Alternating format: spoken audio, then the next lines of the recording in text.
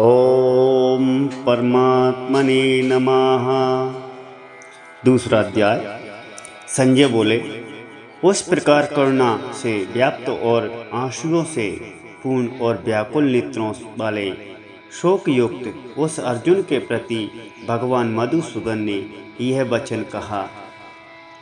भगवान श्री बोले कि हे अर्जुन, तुझे इस असमय में यह मोह किस हेतु प्राप्त हुआ है, क्योंकि ना तू यह श्रेष्ठ पुरुषों द्वारा आचरित न स्वर्गों को देने वाला और न कीर्ति को करने वाला है। इसलिए अर्जुन, नपुंसकता को मत प्राप्त हो तुझ में यह उचित नहीं जान पड़ती। हे परम तप हृदय की तुच्छ दुर्बलता को त्याग कर युद्ध के लिए खड़ा हो जा। अर्जुन बोले, हे मधुसूदन, मैं रणभूमि में किस प्रकार बाणों से भीष्म पितामह और द्रोणाचार्य के विरुद्ध लड़ूंगा, क्योंकि हे अरिसूदन, वे दोनों ही पूजनीय हैं। इसलिए इन महानुभाव गुरुजनों को न मैं मारकर इस लोक में भिक्षा का अन्न भी खाना कल्याणकारक समझता हूँ, क्योंकि गुरुजनों को मारकर भी इस लोक में रुद्र से सने हुए अर्थ और कामरूप भोगों को ही मैं भोगूंगा। यह भी नहीं जानते कि हमारे लिए युद्ध करना न करना इन दोनों में से कौन सा श्रेष्ठ है, अथवा यह भी नहीं जानते कि उनमें हम जीतेंगे या हारेंगे। और जिनको मारकर हम जीना चाहते हैं वे ही हमारे आत्मीय दृष्टांत के पुत्र हमारे महाकाबले के खड़े हैं। इसलिए कायरता दोष से अपरहित होते हुए स्वभावला तथा धर्म के विषय में मोहित चित्त हुआ हूँ।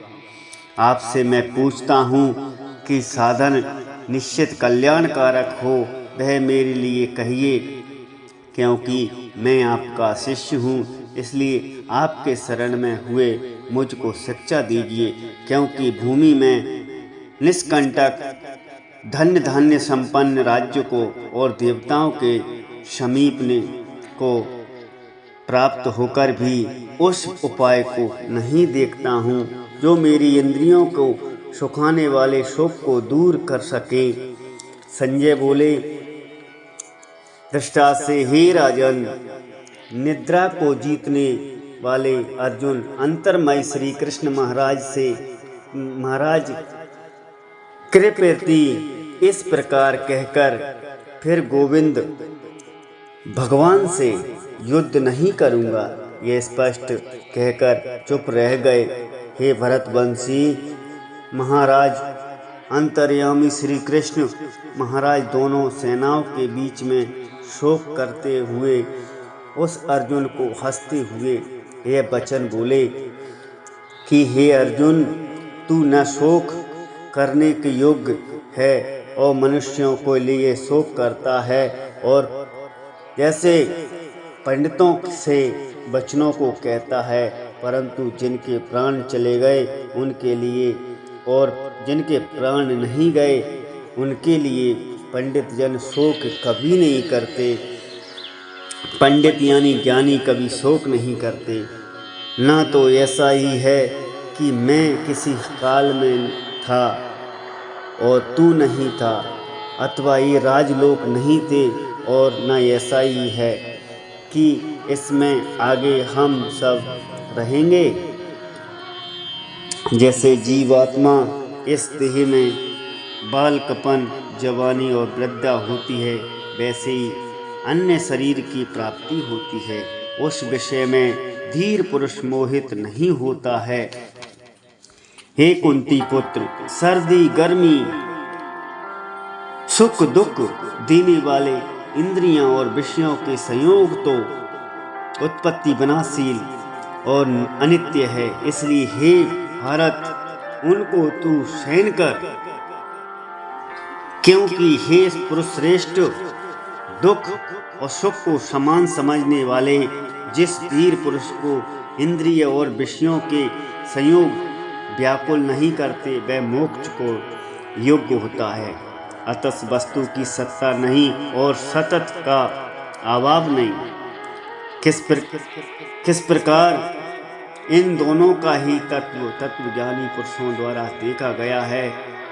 नाश रहित तू तो उनको जान जिससे यह जगत दृश्य व्याप्त है।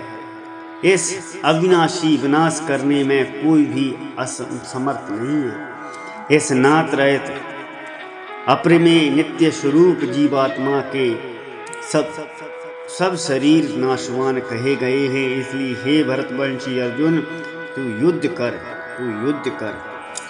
जो इस आत्मा को मारने वाला समझता है तथा जो इसको मारा जानता है वे दोनों ही नहीं जानते, क्योंकि आत्मा वास्तव में ना तो किसी को मारता है और न किसी के द्वारा मारा जाता है। यह आत्मा किसी काल में न तो जन्मती है न मरती है, फिर यह उत्पन्न होकर होने वाला ही है, क्योंकि यह अजन्मा नित्य सनातन और पुरातन के है।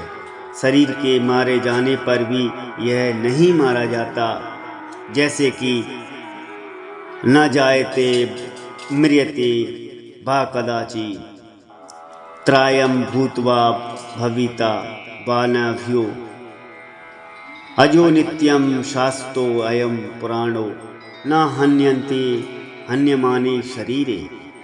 हे पार्थ, हे अर्जुन, जो पुरुष इस आत्मा को नाश रहित नित्य अजन्मा और अव्यय जानता है, वह पुरुष कैसे किसको मरवाता है और कैसे किसको मारता है।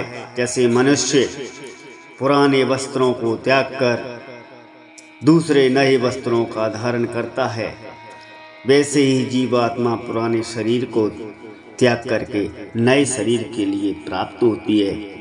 जैसे कि वसांसासी जीर्णानि यथा व्याहाय नवानि गृहति नरो अपराणी तथा शरीराणि व्याहाय जीर्णा न्यायानि संयाति नवानि देहि। इस आत्मा को बस शस्त्र नहीं काट सकते, इस आत्मा को आग नहीं जला सकती, इसको जल नहीं गला सकता और वायु नहीं सुखा सकती, क्योंकि आत्मा अछेद्य है। ये आत्मा अदाय है, अक्लेद है, निसंदेह है, अशोय है तथा इस आत्मा नित्य सर्वव्यापी अचल स्थिर रहने वाला और सनातन है। ये आत्मा अव्यक्त है, ये आत्मा अचिंतन्य और ये आत्मा विकार रहित कहा जाता है। हे अर्जुन, इस आत्मा को उपयुक्त प्रकार से जानकर तू शोक करने के योग्य नहीं है, तो तुझे शोक करना उचित नहीं है। किंतु यदि तू इस आत्मा को सदा जन्मने वाला, सदा मारने वाला मानता है, तो हे महाभाव, तू इस प्रकार शोक करने का योग्य नहीं है, क्योंकि इस मान्यता के अनुसार जन्मे हुए की मृत्यु निश्चित है और मरे हुए का जन्म भी निश्चित है। इसलिए इस बिना उदय उपाय वाले विषय में तू शोक करने के योग्य नहीं है। हे अर्जुन, संपूर्ण प्राणी जन्म से प्रकट, अप्रकट और मरने के बाद भी अप्रकट हो जाने वाले हैं, केवल बीच में ही प्रकट हैं। फिर ऐसी स्थिति में क्या शोक करना।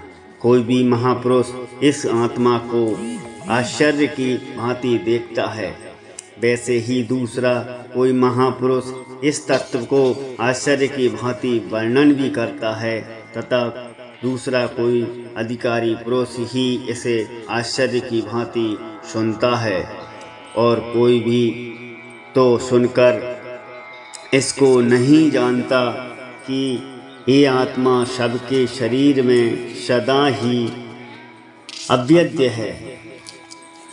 इस कारण संपूर्ण प्राणियों के लिए तू शोक करने के योग्य नहीं है तथा अपने धर्म को देखकर तू भय करने योग्य नहीं है, अर्थात तुझे भय नहीं करना चाहिए, क्योंकि क्षत्रिय के लिए धर्मयुक्त युद्ध से बढ़कर कोई कल्याणकारी कर्तव्य नहीं है। हे पार्थ, अपने आप प्राप्त हुए खुले हुए स्वर्ग और द्वार रूप इस प्रकार से युद्ध को भाग्यवान क्षत्रिय लोग ही पाते हैं, जिसका वध नहीं किया जा सके। किंतु यदि तू धर्मयुक्त युद्ध को नहीं करेगा तो स्वधर्म और कीर्ति को खोकर पाप को प्राप्त होगा, तथा सब लोग तेरी काल तक रहने वाली अपकीर्ति का कथन करेंगे।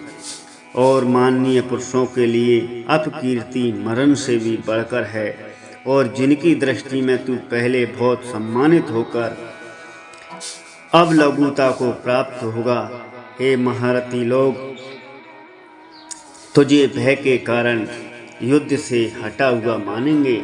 ऐसा तेरे बैरी लोग तेरे समर्थ की निंदा करेंगे, तुझे बहुत से न कहने योग्य वचन भी कहेंगे, और उससे अधिक दुख और क्या होगा तेरे लिए। या तो तू युद्ध में मारा जाकर स्वर्ग को प्राप्त होगा, अथवा संग्राम में जीतकर पृथ्वी का राज्य भोगेगा। इस कारण हे अर्जुन, तू युद्ध के लिए निश्चय करके खड़ा हो जा। जय पराजय, लाभ हानि, सुख दुख समान समझकर उसके बाद युद्ध के लिए तैयार हो जा। इस प्रकार युद्ध करने से तू पाप को नहीं प्राप्त होगा। हे पार्थ, यह बुद्धि तेरे लिए ज्ञान योग के विषय में कही गई है, और अब तू इसको कर्म योग विषय में सुन। जिस बुद्धि से युक्त हुआ कर्मों के बंधन को भली भांति त्याग देता है, अर्थात सर्वथा नष्ट कर डालेगा। इस कर्म योग में आरंभ का बीज का नाश नहीं है, और उल्टा फलस्वरूप दोष भी नहीं है, बल्कि इस कर्म योग रूप धर्म का थोड़ा भी साधन जन्म मृत्यु रूप महान भय से रक्षा कर लेता है। हे अर्जुन, कर्म योग में निश्चय ही आत्मा बुद्धि एक ही भांति होती है, किंतु अस्थिर विचार वाले विवेकहीन सकाम मनुष्यों की बुद्धियां निश्चित ही बहुत भेदों वाली अत्यंत होती हैं। हे अर्जुन, जो भोगों में तन्मय हो रहे हैं, जो कर्म फल के प्रशंसक वेद वाक्यों में ही प्रीति रखते हैं, जिनकी बुद्धि में स्वर्ग ही परम प्राप्य वस्तु है और वो स्वर्ग से बढ़कर दूसरी कोई वस्तु नहीं है, ऐसा कहने वाले वे अविवेकी जन इस प्रकार की इस पुष्पित अर्थात दिखाऊ शोभा युक्त वाणी को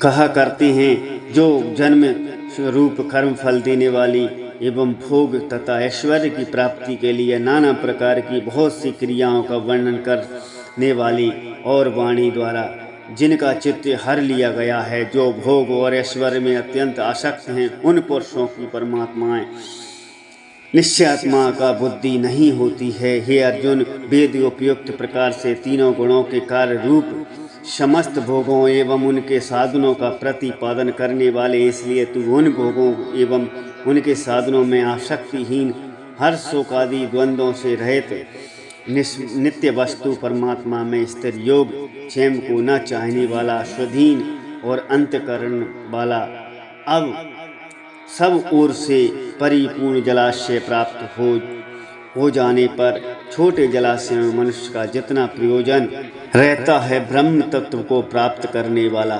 ब्राह्मण समस्त वेदों में उतना ही प्रयोजन रह जाता है। तेरा कर्म करने ही अधिकार है, उसके फलों में कभी नहीं है, इसलिए तू कर्मों के फल का हेतु मत हो, तेरी कर्म न करने और आसक्ति न हो। हे धनंजय, तू आसक्ति को त्याग कर और सिद्धि असिद्धि में समान बुद्धि वाला होकर योग में स्थिर हुआ कर्तव्य कर्मों पर समत्व ही योग कहलाता है। इस समंत रूप समत्व का अर्थ जो कुछ भी कर्म किया जाए उसके पूर्ण होने और न होने तथा उसमें फल में स्वभाव रहने का नाम समत्व है। और इस समत्व रूप बुद्धि योग से सकाम कर्म अत्यंत ही निम्न श्रेणी का है। इसलिए हे धनंजय, तू समबुद्धि में रक्षा का उपाय ढूंढ, अर्थात बुद्धि योग ही आश्रय ग्रहण कर, क्योंकि फल के हेतु बनने वाले अत्यंत दीन हैं। समबुद्धि युक्त पुरुष पुण्य और पाप दोनों को इस लोक में त्याग देता है, अर्थात उनमें मुक्त हो जाता है। इससे तू समत्व रूप लोगों में लग जा। यह समत्व रूप योग ही कर्मों में कुशलता और अर्थात कर्म बंधन से छूटने का उपाय है, क्योंकि समबुद्धि युक्त ज्ञानी जन कर्मों से उत्पन्न होने वाले फल को त्याग कर जन्म रूप बंधन से मुक्त हो निर्विकार परम पद को प्राप्त हो जाती हैं। जिस काल में तेरी बुद्धि मोह रूप दलदल को भली भांति पार कर जाएगी, उस समय तू सने हुए और सुनने आने वाले इस लोक में परम लोक संबंधी सभी भोगों में वैराग्य को प्राप्त हो जाएगा। भांति भांति के वचनों को सुनने से विचलित हुई तेरी बुद्धि जब परमात्मा में अचल और स्थिर ठहर जाएगी, तब तू योग को प्राप्त हो जाएगा। तेरा परमात्मा से नित्य संयोग हो जाएगा। अर्जुन, हे केशव, समाधि में स्थिर परमात्मा को प्राप्त हुए स्थिर बुद्धि का पुरुष का क्या लक्षण है? यह स्थिर बुद्धि पुरुष कैसे बोलता है, कैसे बैठता है और कैसे चलता है? श्री भगवान बोले कि हे अर्जुन, जिस काल में यह पुरुष मन में स्थिर संपूर्ण कामनाओं को भली भांति त्याग देता है और आत्मा में आत्मा से ही संतुष्टि रहता है, इस काल में वह स्थिर प्रज्ञ कहा जाता है। दुखों की प्राप्ति होने पर जिसके मन में उद्योग नहीं होता, सुखों की प्राप्ति में जो सर्वथा निष्प्रय है तथा जिनके राग भय क्रोध नष्ट हो गए हैं, ऐसा मुनि स्थिर बुद्धि कहा जाता है। जो पुरुष सर्वत्र स्नेह रहित हुआ उस पर शुभ और अशुभ वस्तु को प्राप्त होकर न प्रसन्न होता है और न द्वेष करता है, उसकी बुद्धि स्थिर है। और कछुआ सब ओर से अपने अंगों को जैसे समेट लेता है, वैसे ही सब पुरुष यह इंद्रियों के विषयों में इंद्रियों को सब प्रकार से हटा लेता है, तब उसकी बुद्धि स्थिर। और ऐसा समझना चाहिए, इंद्रियों के द्वारा विषयों को ग्रहण न करने वाले पुरुष भी केवल विषय को निवृत्त हो जाते हैं, परंतु उनमें रहने वाली आसक्ति निवृत्त नहीं होती है। ऐसे स्थिर प्रज्ञ पुरुष की आसक्ति भी परमात्मा और सत्कार को करके निवृत्त हो जाती है। अर्जुन, आसक्ति नाश न करने होने के कारण प्रथम स्वभावशाली इंद्रिय यत्न करते हुए बुद्धिमान पुरुष को मन भी बलात् हर लेती है। इसलिए साधक को चाहिए कि वह उन संपूर्ण इंद्रियों के वश में करके सम्मानचित हुआ मेरे प्राण होकर ध्यान में बैठे, क्योंकि जिस पुरुष की इंद्रियां वश में होती हैं उसी की बुद्धि स्थिर होती है। विषयों का चिंतन करने वाले पुरुष की उन विषयों में आसक्ति हो जाती है। आसक्ति से उन विषयों की कामना उत्पन्न होती है और कामना में विघ्न पड़ने से क्रोध उत्पन्न होता है। क्रोध से अत्यंत मूल भाव उत्पन्न होता है। मूल भाव से स्मृति में भ्रम पैदा होता है। स्मृति में भ्रम जाने से बुद्धि और ज्ञान शक्ति का नाश हो जाता है और बुद्धि का नाश हो जाने से यह पुरुष अपनी स्थिति से गिर जाता है। परंतु अपने अधीन हुए अंतकरण साधक अपने वश में नहीं हुई राग द्वेष रहित इंद्रियों का विषयों में विचरण करता हुआ अंतकरण की प्रसन्नता को प्राप्त करता है। अंतकरण की प्रसन्नता होने पर इसके संपूर्ण दुखों का अभाव हो जाता है। उस प्रसन्न चित्त वाले कर्मयोग की बुद्धि शीघ्र ही सब ओर से हटकर एक परमात्मा में भली भांति स्थिर हो जाती है। न जीते हुए मन इंद्रियों वाले पुरुषों में निश्चयात्मक बुद्धि नहीं होती है। उस आयुक्त मनुष्य के अंतकरण में भावना भी नहीं होती है तथा भावहीन मनुष्य को शांति नहीं मिलती है। और शांति रहित मनुष्यों को सुख कैसे मिल सकता है, क्योंकि जैसे जल में चलने वाली नाव को वायु हर लेती है, वैसे ही विषयों में विचरती हुई इंद्रियों में मन से जिस इंद्रियों के साथ रहता है वह एक ही इंद्री इस आयुक्त पुरुष की बुद्धि को हर लेती है। इसलिए हे महाभाव, जिस पुरुष की इंद्रियों के विषयों में सब प्रकार का निग्रह हुई है, उसी की बुद्धि स्थिर है। संपूर्ण प्राणियों के लिए जो रात्रि में समान है, उस नित्य ज्ञान रूप परमानंद की प्राप्ति में स्थिर प्रज्ञ योगी जागता है। और जिस नाशवान सांसारिक सुख की प्राप्ति में सब प्राणी जागते हैं, और परमात्मा के तत्व को जानने वाले मुनि के लिए सर्वरात्रि के समान है। जैसा नाना नदियों के जल सब ओर से परिपूर्ण अचल प्रतिष्ठा वाले समुद्र में उसको विचलित न करते हुए समा जाते हैं, वैसे ही सब भोग स्थिर प्रज्ञ और पुरुष में सभी का प्रकार विकार उत्पन्न किए बिना समा जाते हैं। वही पुरुष परम शांति को प्राप्त होता है, भोगों को चाहने वाला नहीं। जो पुरुष संपूर्ण कामनाओं को त्याग कर ममता रहित, अहंकार रहित और स्पर्श रहित हुआ विचरता है, वह शांति को प्राप्त होता है। हे अर्जुन, इस ब्रह्म को प्राप्त हुए पुरुष की स्थिति और इसको प्राप्त होकर योगी कभी मोहित नहीं होता है, और अंतकाल में इस ब्रह्मी स्थिति में होकर ब्रह्मानंद को प्राप्त होता है। जैसे कि ऐसा ब्रह्मी स्थिति पार्थ निन्याम प्राप्ति विमोचि इस तरह।